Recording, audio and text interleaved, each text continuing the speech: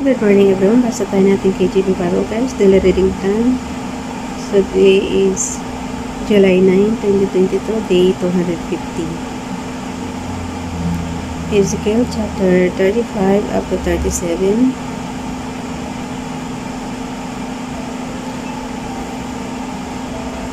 Balikan ko na lang mamaya yung July 8 guys.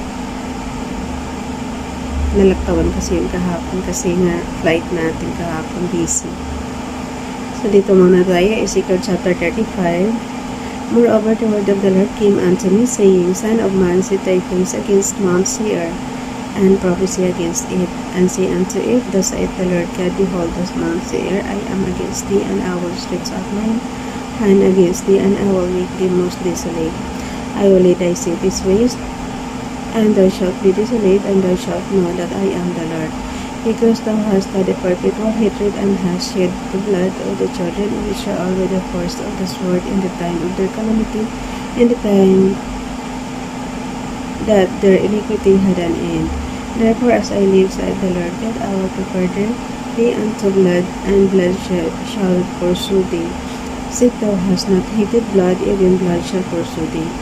Thus will I make Mount Seir most desolate, and cut off from it him that passeth out, and him that returneth, and I will fill his mountains with his slain men, in thy hills and in thy valleys, and in all thy rivers shall they fall that are slain with the sword. I will make the perpetual desolations, and the cities shall not return, and ye shall not know that I am the Lord. Because thou hast said, These two nations and these two countries shall be mine, and we will possess it. Whereas the Lord was there. Therefore, as I live, said the Lord God, I will even do according to thine anger, and according to thine envy which thou hast used out of thy hatred against them, and I will make myself known among them when I have judged thee. And thou shalt know that I am the Lord, and that I have heard all the blasphemies which thou hast spoken against the mountains of Israel, saying, They are laid desolate, they are given us to consume.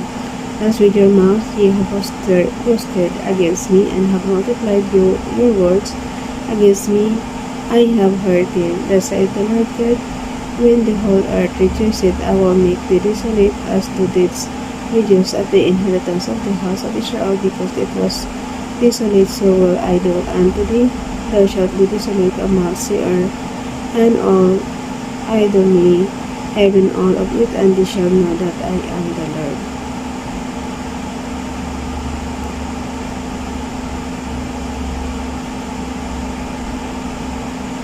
Ezekiel chapter 36.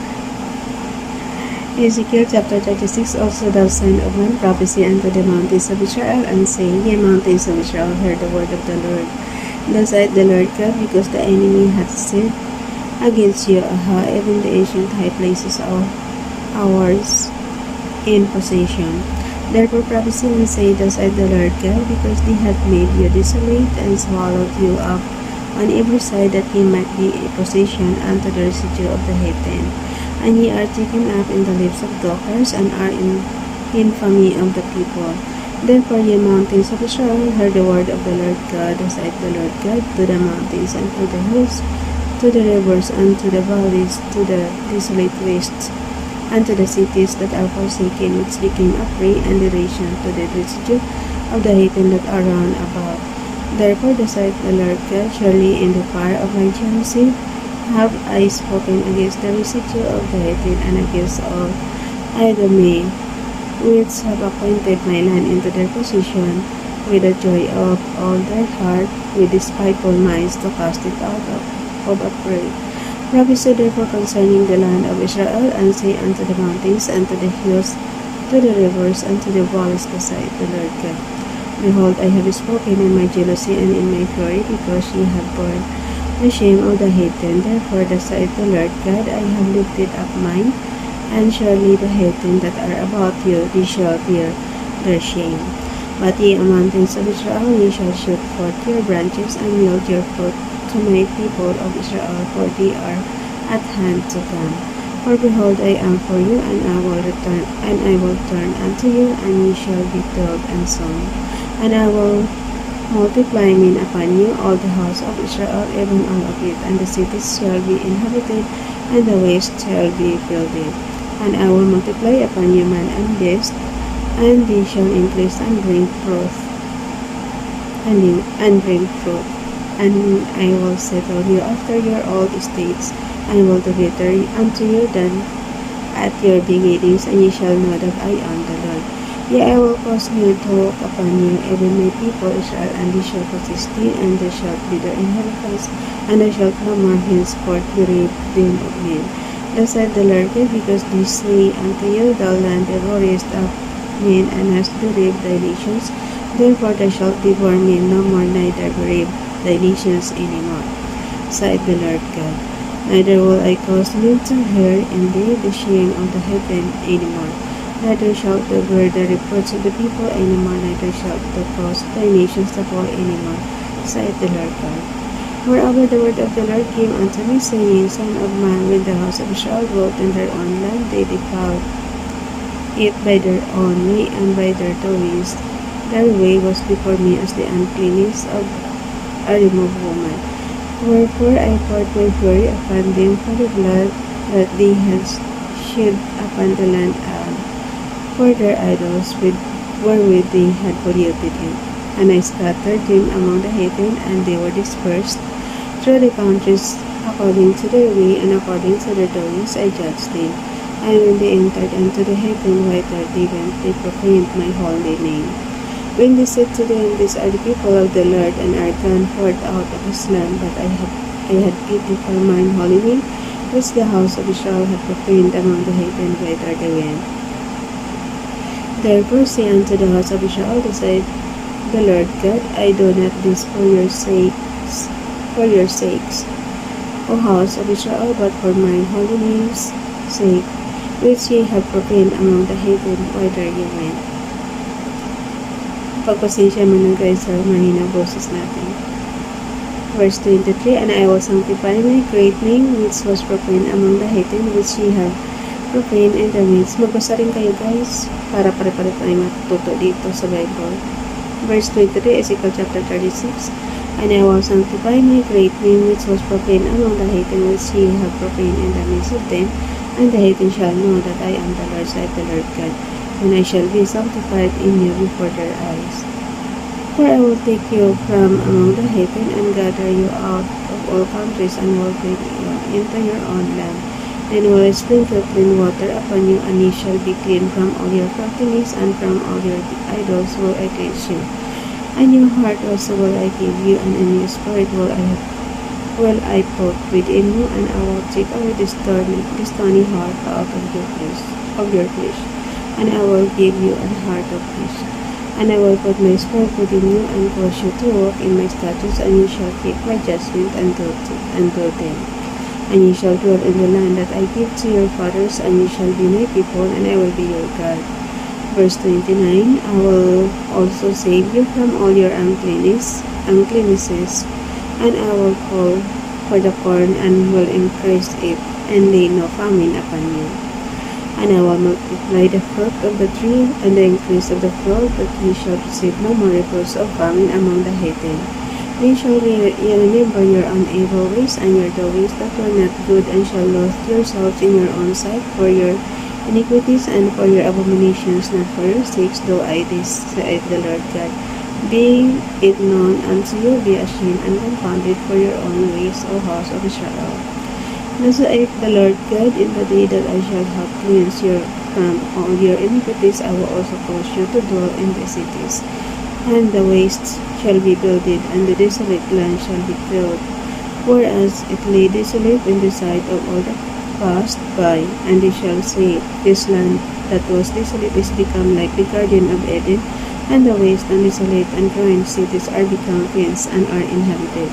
Then the heathen that are left round about you shall know that I the Lord call the ruined places, and plant that was desolate, and the Lord was spoken it, and I will do it.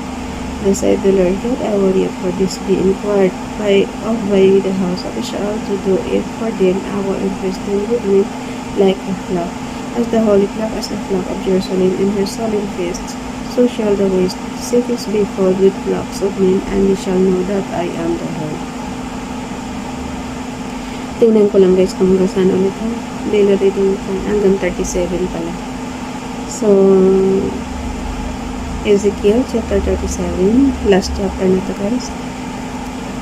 For July 9. Kasi nga babalikan ko ngayon July 8 natin guys. The hand of the Lord was upon me, and carried me out in the spirit of the Lord, and set me down in the midst of the valley, which was full of bones, and caused me to pass by them round about, and behold, there were very many in the open valley, and though they were very dry. And he said unto me, Son of man, can these bones live? And I answered, O Lord God, thou knowest. Again he said unto me, Prophesy upon these bones, and say unto them, O ye dry bones, hear the word of the Lord. Said the Lord God unto these bones, Behold, I will cause breath to enter into you, and ye shall live. And I will lay sinews upon you, and will bring a flesh upon you, and cover you with skin, and put breath in you, and ye shall live. And ye shall know that I am the Lord. So I prophesied as I was commanded, and as I prophesied, there was a noise, and behold, a shaking, and the bones came together bone to his bone. And when I beheld, lo, the sinews and the flesh came up upon them, and the skin covered them about, but there was no breath in them. Then said he unto me, Prophesy unto the wind, prophesy, son of man, and said to the wind, Thus saith the Lord God, Come from the four winds of breath, and breathe upon this slain, that they may live. So I prophesied as commanded me, and the breath came into them, and they lived, and stood up upon their feet, an exceeding great army. Then he said unto me, Son of man, these bones are the whole house of Israel. Behold, they say, Our bones are dry, and our hope is lost. We are cut off for our parts. Therefore prophesy and say unto them, Thus saith the Lord God, Behold, O my people, I will open your graves. I will open your graves, and cause you to come up out of your graves, and bring you into the land of Israel. And ye shall know that I am the Lord, when I have opened your graves, O my people, and brought you up out of your graves. I shall put my spirit in you, and ye shall live, and I shall place you in your own land. Then shall ye know that I, the Lord, have spoken it, and perform it, saith the Lord God. The word of the Lord came again unto me, saying, Moreover, the Son of man, take thee one stick, and write upon it for Judah, and for the children of Israel his companions. Then take another stick, and write upon it for Joseph the stick of Ephraim, and for all the house of Israel his companions. And join them one to another into one stick, and they shall become one in thine hand. And when the children of thy people shall speak unto thee, saying, Wilt thou not show that thou meanest by this? Say unto them, Thus saith the Lord God, Behold, I will take the stick of Joseph, which is in the hand of Ephraim, and the tribes of Israel his fellows, and will put them with him, even with the stick of Judah, and make them one stick, and they shall be one in mine hand. And the sticks whereon thou writest shall be in thine hand before their eyes, and say unto them, Thus saith the Lord God, Behold, I will take the children of Israel from among the heathen, whither they began, and will gather them on every side, and bring them into your own land.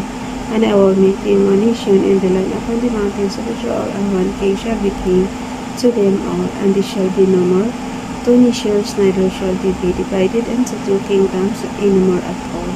Neither shall they defile themselves any more with their idols, nor with their detestable things, nor with any of their transgression, but I will save them out of all their dwelling places wherein they have sinned, and will cleanse them. So shall they be my people, and I will be their God, and David my servant shall be king over them, and all shall have one shepherd.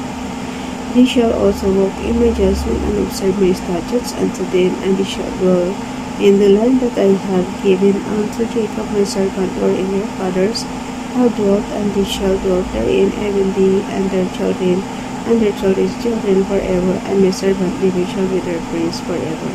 Moreover, I will make a covenant of peace with them, it shall be an everlasting covenant with them, and I will praise them, and multiply them, and I will set my sanctuary in the midst of them, forevermore. My tabernacle also shall be with them, yea, I will be their God, and they shall be my people.